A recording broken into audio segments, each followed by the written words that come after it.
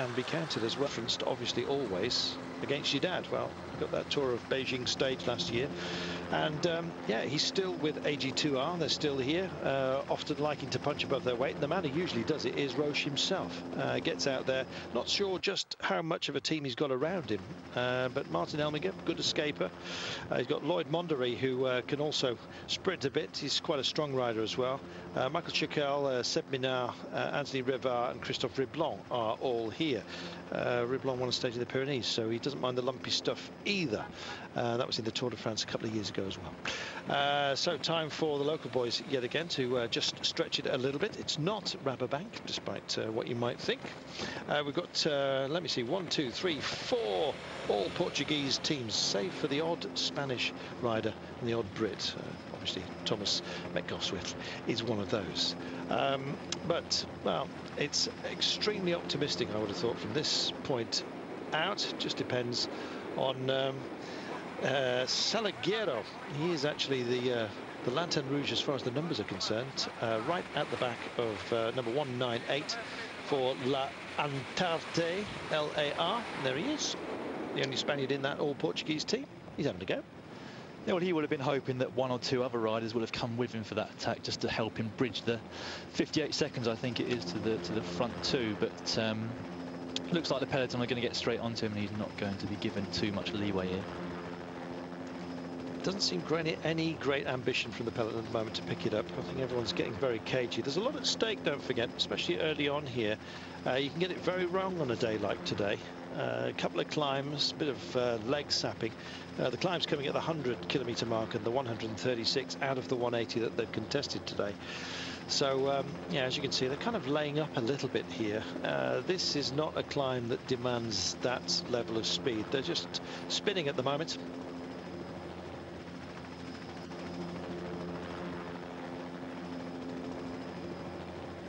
Well policed here in the Algarve. As you can see, we've not had a great deal of dead traffic to the side of the road. Kept nice and clean. And yes, Vaconsoleil here, and yes, Johnny Hoogerland is here as well. A lot of people's favourite after last year, as all of a sudden Lotto decided to pick it up and Rabobank joined the fun, and so do Sky and AG2R suddenly come around the outside as well. So the big boys have just about had enough of resting it for the time being, keeping it safe as the speed goes up. There is our leader. Yes, what about this Vaconsoleil team? We have Johnny Hoogerland, who is a star without winning, I think you might say, after last year's tour. Well, he had a really great year in 2010, I think it was. But yeah, really came to prominence in the public eye last year at the Tour de France for that infamous incident, especially with the French public, who love. Yeah, they love a hero, don't they? Yeah. Hence Tommy Vauclair yesterday. There were more successful French riders, but you wouldn't know it. Thomas Vauclair holding on to the yellow jersey and doing some great heroics in last year's Tour de France. And Johnny Hoogerland, he was the man who came off worst when 3 riders, Luis Leon Sanchez, Oscar Freire, Juan Antonio Fletcher and Hoogerland, were hit by a French television car. They say it was a freelancer, but we never had the driver identified, I might add. Went to overtake the peloton, swerved to avoid a tree, and indeed knocked the riders over. Hoogerland going into the barbed wire, which ripped his calves to bits. And there is that push-off that we saw from Salgueiro. They'll do as much as that as they possibly can. And that van, just as we've said how good it was actually still moving at that point. One brake light on. Not good. Oh, there you go. You can't win them all. But yes, Johnny Hoogerland ended up in the barbed wire fence. And I think David Harmon actually bought himself a t-shirt with barbed wire and blood all over it. It just said, "Welcome to Hoogerland." Yes, and that will remain long in the memories of those who saw it. I was just so pleased he actually did manage to get on back on the bike. Could have been a glory day for him. Kind of affected his tour, but in terms of PR, it's been brilliant for Vaconsoleil, who we saw at the front a few moments ago. Right now, driving it on, yeah, it's our leader. There he is in the yellow jersey, and his teammates who are doing a super job of keeping him out of trouble at the moment, Daniel. Yeah, well, the gap's already down to 20 seconds, so it'd be interesting to see if they try and sit up again here in the peloton. Because as I said, they won't really want to catch these riders too early before the finish. Plethora of roundabouts in this part of the world. They manage an awful lot of holiday traffic, and the breeze we were talking about, just causing a couple of white caps on the water out there, as you can see. And that's our destination, some of the flatlands here. You can see one of the priors as well, just spitting out into the ocean. Another turn, and then it is the run into Portimao and Lagoa, the hillsides above, just framing it, as you'll see. Rather lovely part of the world. Thanks to everyone who's written in. Nico Roche for the win today, says Ryan Mitchell. How do you fancy his chances? I don't think they'll be quite so good today. As I said, yesterday was a hard run in, and he fancied his chance towards the end. And more than anything, I expect he was just keeping out of trouble and making sure that he didn't lose any time from splits on the run in. Today, one of the sprinters actually we didn't mention yesterday was Rui Costa from Movistar, in the fight for the green jersey for a long time last year at the Tour de France with Cavendish and Gilbert. So he could be one to watch today. And I think, looking at yesterday's results and the fact that Hausler was so far down, that he's obviously not feeling 100% on form at the moment. I think we could see them, the Garmin Barracuda team, working for Michel Crader, who, as I said, took 2 wins recently at the Tour of the Mediterranean. Yeah, are you going for Crader today then, do you think? I'm going to go for Rui Costa just because we forgot him completely yesterday. Well, nice to make amends in such a positive way. So Rui Costa for Movistar, and I will stick my neck out and go for Edvald Boasson-Hagen, Eddie Boss, as some like to call him. Pro Cycling says, Daniel, great addition to the Eurosport team. Welcome to the firm. Yes, Pro Cycling News giving you a big up there for Daniel Lloyd, who's joined us here. It's a great pleasure to have him on board. Darryl Mitch, how many local or major teams are racing? 4 of the local teams are here, and it looks like Escapee's done and dusted, and Lotto have done the job here. Yeah, they brought them back in much earlier than I was expecting, and you can hear the shouts from the riders now just to ease off slightly. They'll want to make a tempo now, but they'll want to be able to increase the pace as attacks like this go off from Vacansoleil. Yes, all of a sudden. When is Johnny going to feature yet again? And that looks like Thomas de Gent to me, which is not a rider that you want to give any leeway. An extremely strong rider. He did some great performances at the Tour last year, but before that, really known as a breakaway rider that first came into prominence, and from my point of view, in the Tour of Britain of 2009, I think it was. Well, he's only 17 seconds down overall, so they'll have to keep tabs on him. We'll see how he goes. Of course, he took the first stage out of Paris-Nice last year. Been busy. Paul Whitelaw says, just got back from my piano lessons, and great to see the lads out in the sun, and they're all shining. Yes, quite right too. It's a lovely, lovely way to ease yourself back into the world of pro cycling, and of course Daniel Lloyd will be doing that in Tuscany before you know it. So still out there, just so a couple of intermediates that have gone off, including Mr. Salguero, who I think was taken back in. But more than manageable by the looks of things, and the Peloton, yes, kind of not exactly in sit-up mode, but getting that familiar cobra's head to it, and just staying embedded. Bradley Wiggins and that British national champions jersey.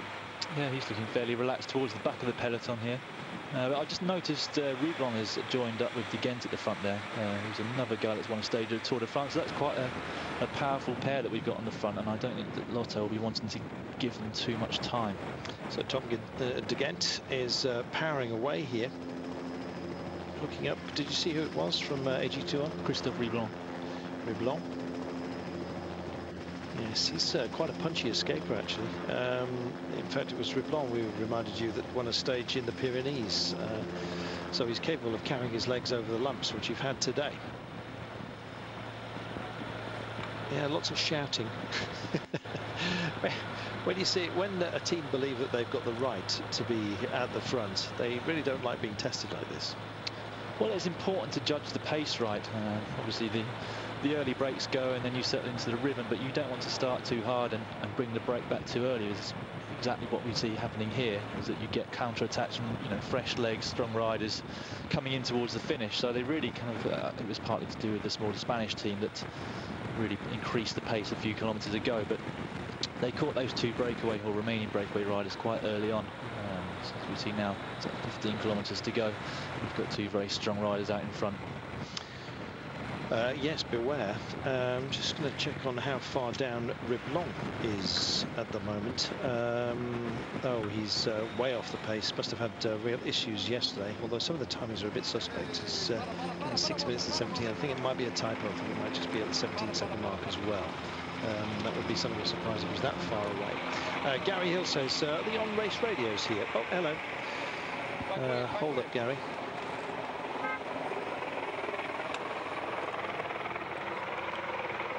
Bakelants? Yeah. Jan Bakelants with a technical problem on his bike, and he'll be wanting to get back as quickly as possible. He's, as you mentioned to me earlier, he was right up there yesterday. Good rider for the climb tomorrow, actually. Just kicked a chain. They thought he was ready to go. They're going to have to give him another bike here.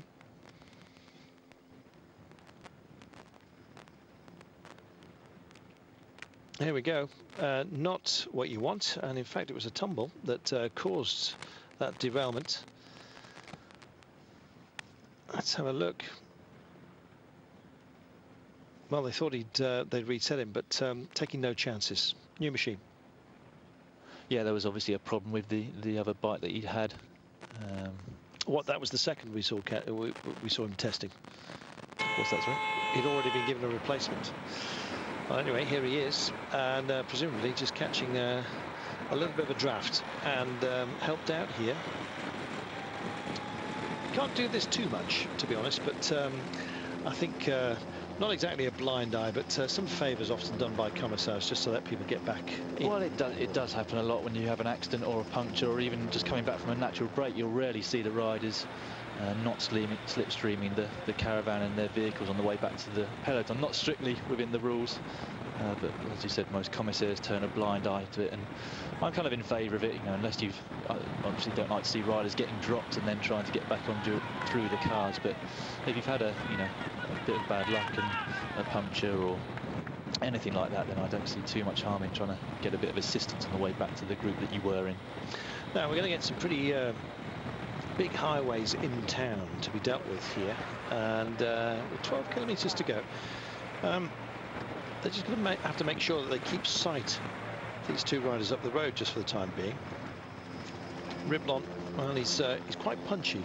He's got the weaponry required, possibly not to escape from a charging group, but at the moment they're all kind of not wanting to put down the effort just for the time being, and as a result a little bit of a gap just opening up, possibly nothing too serious. Now BMC here, Van Avermaet, thinking about the classics this year. Yeah, it looks like Van Avermaet must be confident again for today to put his BMC team on the front. But yeah, going for the classics, as you said, but it's going to be difficult for him this year with Gilbert next to him. He's out-and-out favourite for all of the same races that Van Avermaet's after, so it'll be interesting to see the dynamic with the team. Another punch off the front here. If they can form themselves a tight little group, possibly four to actually make it work. This is an attempt to bridge to make it three out there. And BMC, well, as you can see, it's a bit of a drag, this one. Nothing too serious, but certainly a leg sapper, so they don't want to do too much just now. Sun well and truly behind on the backs of the riders, and I was just hoping we're going to have a longer look at that. That's a long way to take an attack, yeah. It is from a long way. He'd almost run out of energy by the time he got to the front. He actually sat down as he joined the BMC boys and then bounced back up, and here he is. This is José Goncalves. Now this rings a bell. Why am I thinking of Jose? He's not somebody that I've come across before, obviously from a slightly smaller Spanish team. He hasn't probably done too many of the bigger races in the past. Something from last year. Sorry, his Portuguese team. Yeah, I'll check his Palmares in a few moments' time.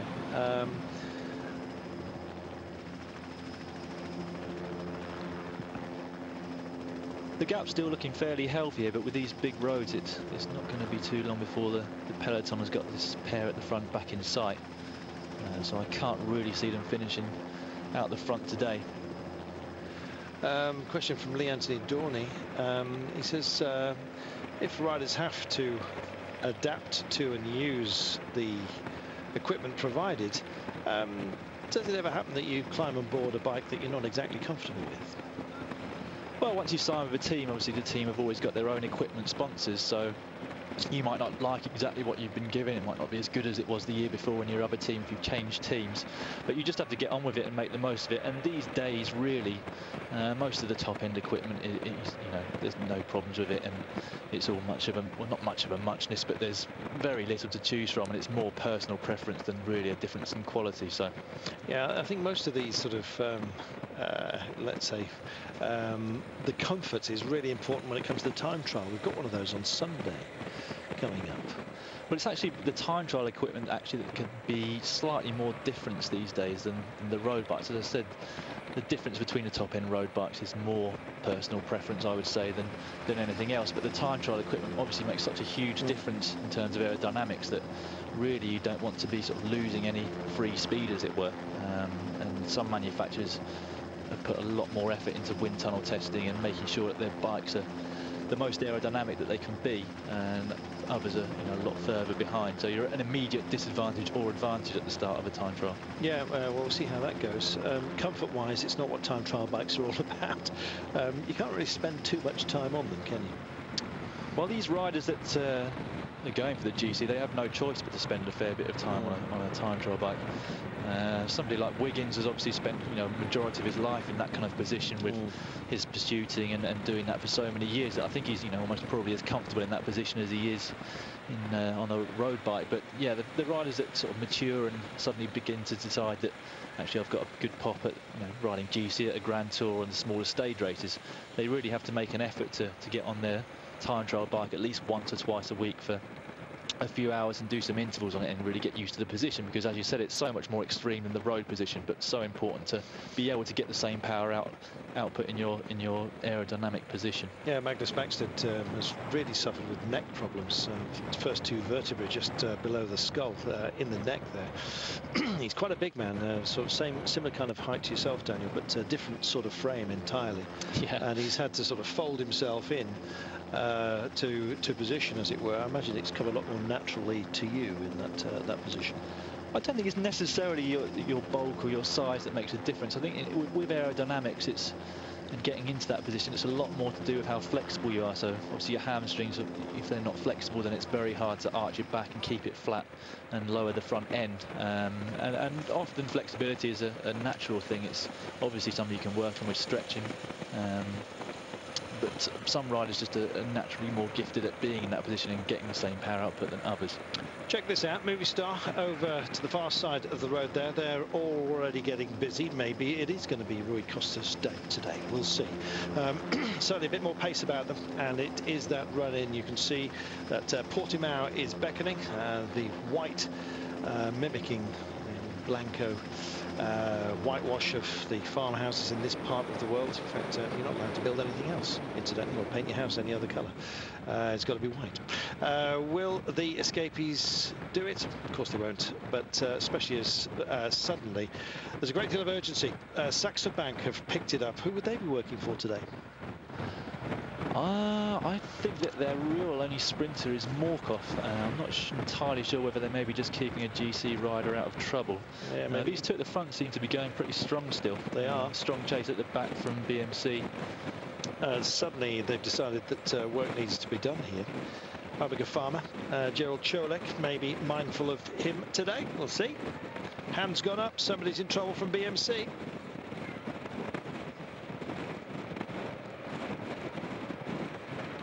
And it was just a warning to those behind that there are some cars on the inside.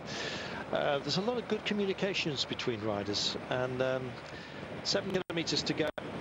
Last thing you want to do is throw it away right now. Don't forget the 3 kilometre rule. If you are going to take a tumble, then make sure it's within the last 3k, because you'll get the time of the finishers.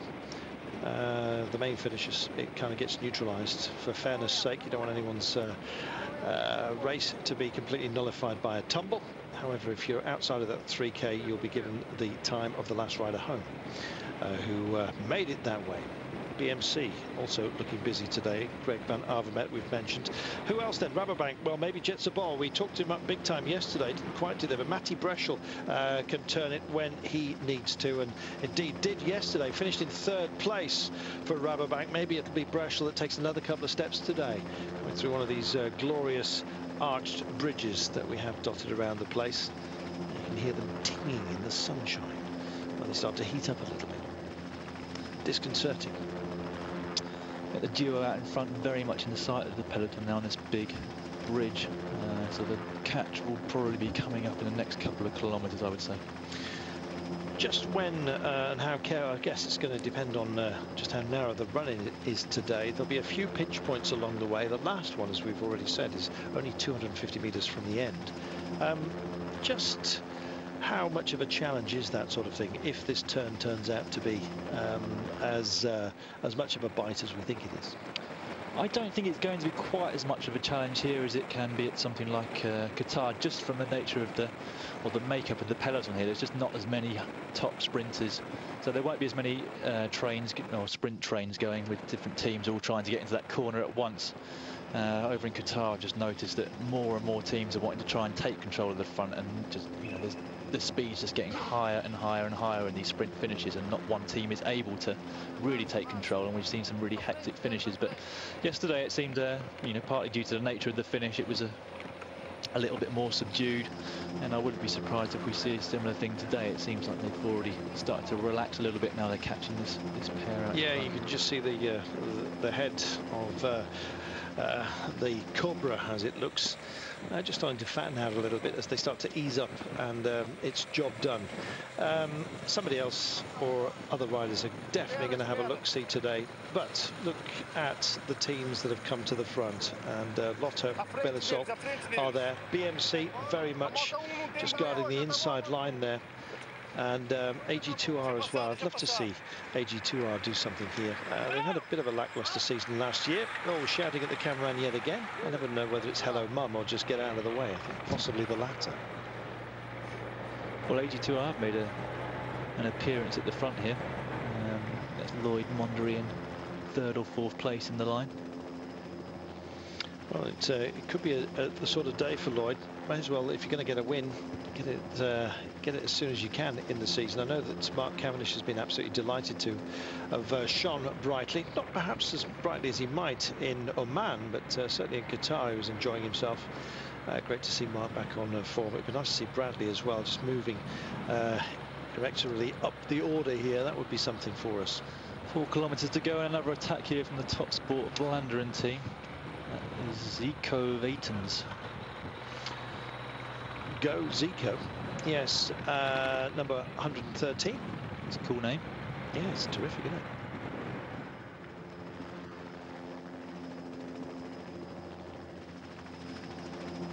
it? So the calm before the storm. They've had a bit of a pace about them just to make sure that all the escapees fail, and heading for 5 hours in the saddle today. It's not been the fastest of paces. I suppose early season that's often the case. 37.2 kilometres in total. Thanks to all of you who've been on on Twitter. Good to hear from you.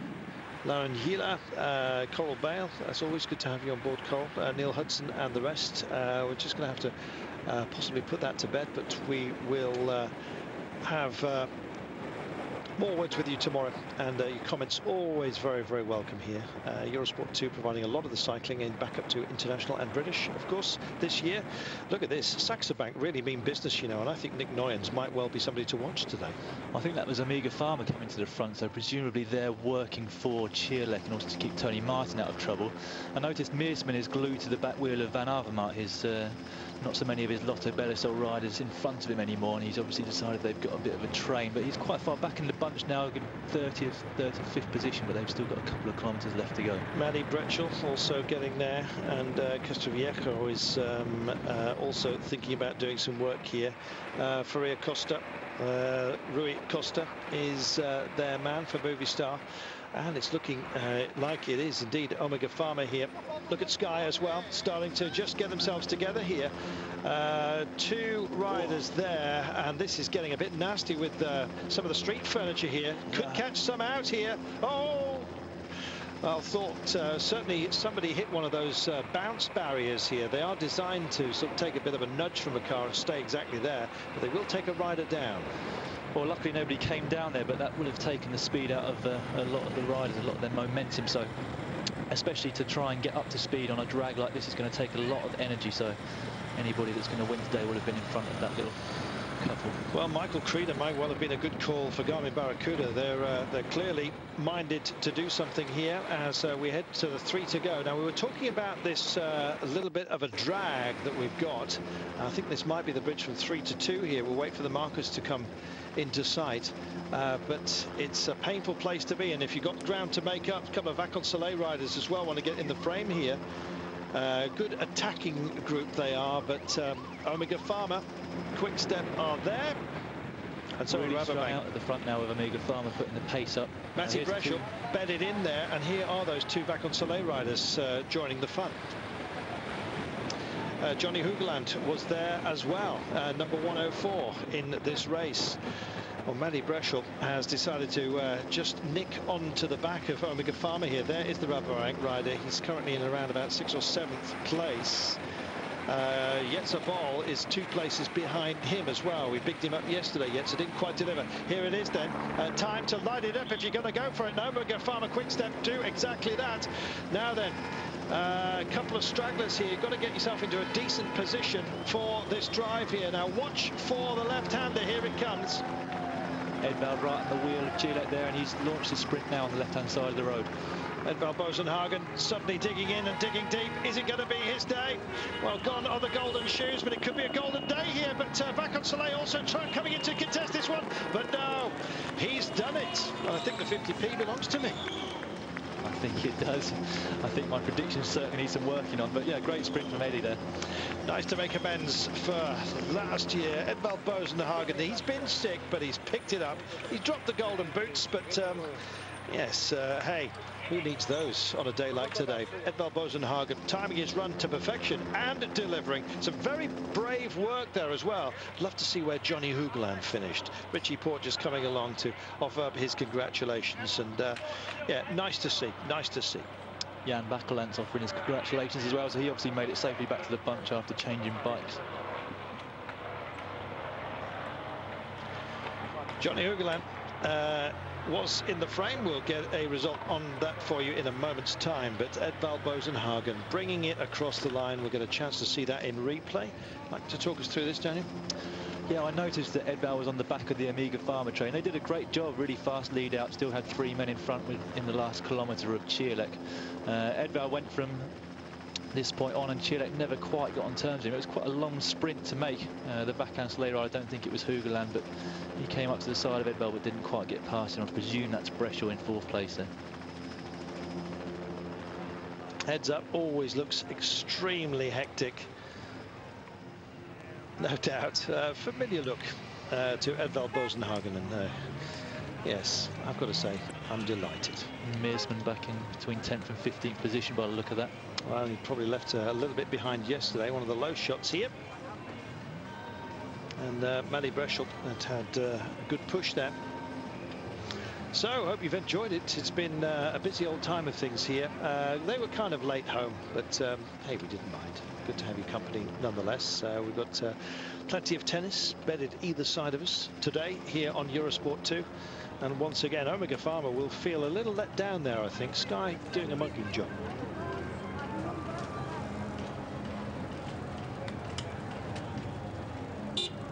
It was a testy turn in the end. It made the difference, and decided to go for the long game, but sustained the power all the way to the end. I like that. Well, that's one of Eddie's great strengths, is that he's not just a pure sprinter, but he can keep that high power going for a really long time.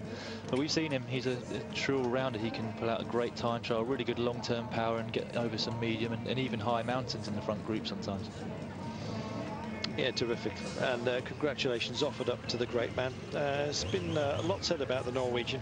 He's kind of flattered to deceive on occasion. He can underperformed, but today, well, he did the job. Just waiting for the official results to come through for you. At a busy day today, I think possibly a bit more of a test than many thought, especially those climbs. It is always a testing race, but it's almost also what makes it perfect training for the one-day races that are coming up. A long day in the saddle today, almost 5 hours going over the clock now, probably just under for the winner. But they won't mind that today. A few extra hours in the sun. It's never a bad thing at this time of year when you're preparing for your objectives. Beau commence for Vacances Soleil. Gio Churlick, Matty Breschel in 4th place for Rabobank. Lasker home in 5th place ahead of Fernandez, Mace, and the rest here. Look a long way back. Yes, good news for Sky, and nice to see as well. They're sort of sharing the joy, really. They have sent their sprinters to race in Oman. Haven't quite delivered just yet, but of course they're on the back of success in Qatar, let's not forget. Here it's about Bradley Wiggins, looking after him for the long season. Well, they've taken the victory here today with Edvald Bosenhagen. We suspected it might well be the sort of finish that